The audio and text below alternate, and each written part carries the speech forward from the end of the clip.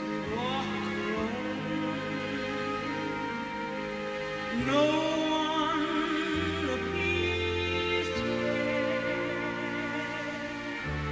Sometimes we long for someone to be the answer to every prayer.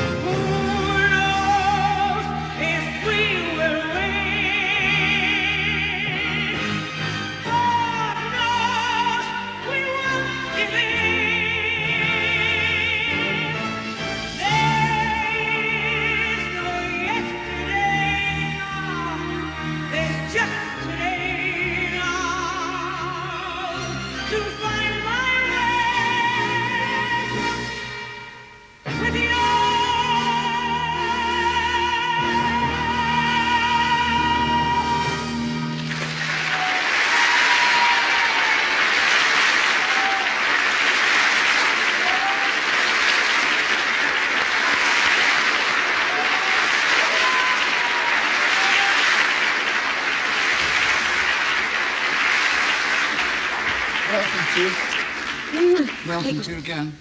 Thank You're you. a little belter, that real belting yes, out of the that voice coming from this little frame. little frail frame. Yes, Belting with it. the frail, was very stocking. I They had to didn't show you catch that. Do it again. They didn't catch that.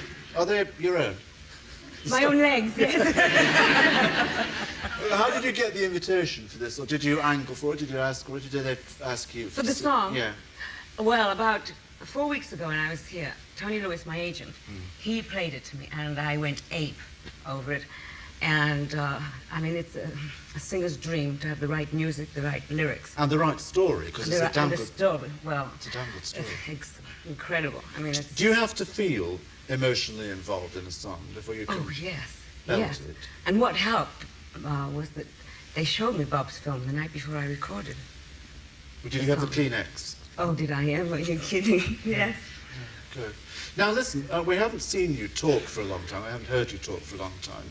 So let's do a little trip down memory lane and ask, first of all, what was a nice girl like you doing to a place like Curran's in Splot? Wrapping peapots. I was, for export. Yeah, right. In brown paper. Let's explain what Splot is, shall we? Don't. I was in Australia, please, and I wanted to send a telegram home. I think it was my mother's birthday. And they got to the word Splot, and it went all down the line of the clerks behind the counter, and the giggles. I said, what are you all laughing at? You know, it's a Splot. It sounds like you just splattered somebody against the wall, you know, Splot. And it is a part of Cardiff? It is. It's where I lived. An area of Cardiff? Yes, yes. And you were wrapping chamber pots? Yes. What for? Export. For people to pin. What a silly question.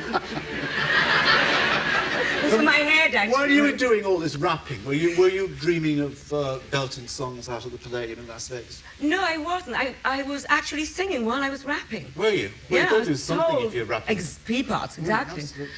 And as I was rapping, of course, I was belting out songs, you know, and of course the supervisor fed up with this, and she kept telling me to belt out, you know, Instead of belting out. instead of belting What out. other yeah. ambitions did you entertain? I understand you wanted to be an air hostess at one time. I wanted to be an air hostess, but I changed my mind.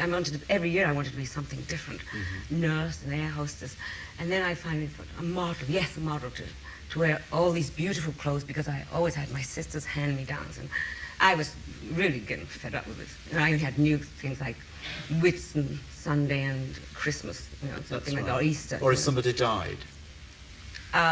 Well, fortunately, no, nobody died. Or if somebody that got time. married. Did they get married either, I bet? No, they didn't get married either. No. So you never got any new So I never got any new clothes except as Right. an Easter and Monday or something. Now, on the train coming from Cardiff to London for your first big breakthrough and your first big audition and first time, so what ideas did you entertain there? Were you frightened or were you elated? I don't remember. I was 16 years old. I was excited to go to the big city, of course, because, you know, for a young girl in Splot, you know, there was nothing outside. I mean, I couldn't imagine what was outside. Well, what did a young girl in Cardiff, Splot do at night time? Nothing. At that age? You're kidding. Well, practically. No. I'm not telling you. We got up to mischief. Right. You know. So you're on the train and you're So I'm on the train, I'm going to the big city. That was exciting, yes. But I had an audition to pass. I passed it. And I never looked back. What did you sing at the audition? Can you remember? Jezebel! If ever a devil was born, it was you. Jezebel, it was you. With your sister's frock on, was it? Yeah, of course. What else? Now that you've done this for so long, I mean, you're a part of our tradition and a part of our history now. I make you sound like a monument. I do sound, yes. I'm sorry, I apologise. A You know what I monument. mean? You are a part of our landscape. Yeah. How is it still glamorous to get out on a lonely stage under a spotlight with millions of people screaming at you? It isn't glamorous. It's a lot of hard work. The people see it glamorous, and of course that's what they should see. They don't see what goes on behind the scenes that go on behind getting that performer or oneself glamorous. It's a lot of slogging, hard work, but they mustn't see that. They must just see the glamour. That's all you must Not see. the rehearsals and the screaming and the shouting. But The occasion- sound is wrong. The lighting's wrong. Occasionally they see more than they should do, don't they? Well, especially in a television studio, yes. But I mean, from time to time you've had little accidents with the odd gown. Oh, yes. Oh, yes. And, you know, Doug Darnell makes my gowns, and he doesn't make them. I mean, he builds them Around you. around me. I mean, he's a builder. He's not a dressmaker, a designer. They put scaffolding around you. Well, yes, practically, and nothing ever went wrong with them, you know. And until one day, and I hit a top note, and the strap broke, and my left boob came out, and I went, and I didn't miss a beat, you know, or a heartbeat either. I mean, a note. I carried on singing. And then I was looking in the wings, and there was nobody holding up another dress, you see, because they didn't know what was going on either. And then I changed the words, and I said, "Would somebody please bring me another dress?" and nobody did. So I finished the song with my hand there. And finally, my husband, Kenneth Hume at the time, was in the audience, and it suddenly hit. And I said, "She wants another dress." So suddenly they were holding another dress in the wings. And I said to John Barry, who was playing for me at the time, I said, "Basket, I'm off," you know. And you did a quick change. I did the quickest change I ever did in my life. And And I they- came on in another gown, and everybody applauded. They really didn't know what had They happened. thought you had- They thought I was showing off. Right. That I had more than one gown. Or more than... And more than one boob. Now, last Thursday night on BBC Two, there was a documentary called 40 Minutes about pigeons. And in this documentary, I think you probably heard about it. But I you didn't haven't- believe it. You didn't believe it, but it's true because you haven't seen it. No. Well, here's a little scene from this documentary where they use you to scare away pigeons at Liverpool Airport. New methods that we have been trying out and has proved to be quite successful is this one.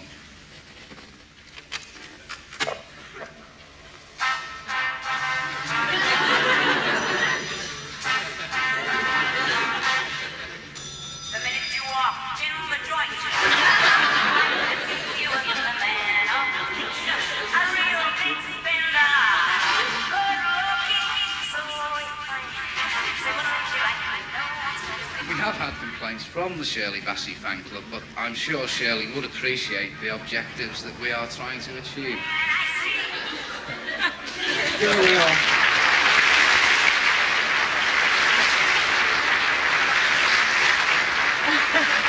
Apparently, they will not, the pigeons don't fly away for any other singer but you. Well, this is what I heard. I don't know whether to be honoured or insulted. I don't know. I'd try being honoured. Well, I'm trying It's very more hard. gracious if you do that.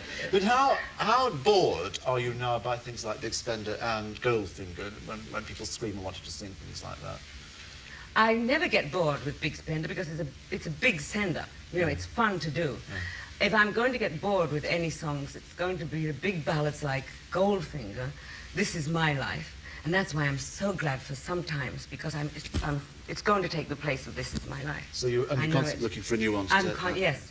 Now, in your tours around the world, you occasionally are not totally happily received. You had a fairly rough ride in Cardiff last time you were there, didn't you? Yes, unfortunately, it was my hometown. I mean, I've never had that. I'm always very well received everywhere I go What happened? around the world. Well, I was picketed. I mean, I've never been picketed before. I mean, I've seen it on television. I've seen it in films, but I never thought anybody would picket me. What were they angry about? Because I went to Sun City in southern Africa. I never played South Africa. And I don't know what it's all about. And I think they just use us, these politicians, some of the politicians, you know, to make a name for themselves. And they hit on at us show business people, you know, to make a name for themselves. I think they should make a name for themselves on their own back and not on somebody else's, because we are entertainers, you know, and we are, you know, we're meant to entertain the world. But could we you have no prejudices. Could you understand their point of view, though, or were you too angry to see that? I couldn't understand their point of view at all, no, because I'm an entertainer. Would you go back to Cardiff? Yes, it's my hometown. You know, I was born there. And I think it was very unfair of them to do this. And I did have a performance to do, and I could hear them from my dressing room before I went on. So to do a performance, you know, for an hour and 10, 15 minutes, and you never know what nut is out there with tomatoes or eggs or something throw at you, you know, and the tension was terrible. And I came off stage, and then it all came out, and I kind of went a little hysterical, you know. So where are you going next now, then, on your tour? I'm going to Scandinavia, to Australia, and then in October I'm doing a big English tour. Where is home, finally, when you hang your hat, finally? Switzerland. And is that where you'll... It's been for the last 15 years, yes. When I was on your program and you said, how do you feel being married to an Italian? Do you remember that? Yeah. And I said, it's not an Italian, it's Italian. If you don't mind. If you don't mind. Anyway, we're very... He's gone anyway. Well, he's gone. Yes. The Italian has gone. The Italian stallion's gone. But you're still here. I'm still here. Thank you And very so much are for you. joining us tonight. Shirley Bassey.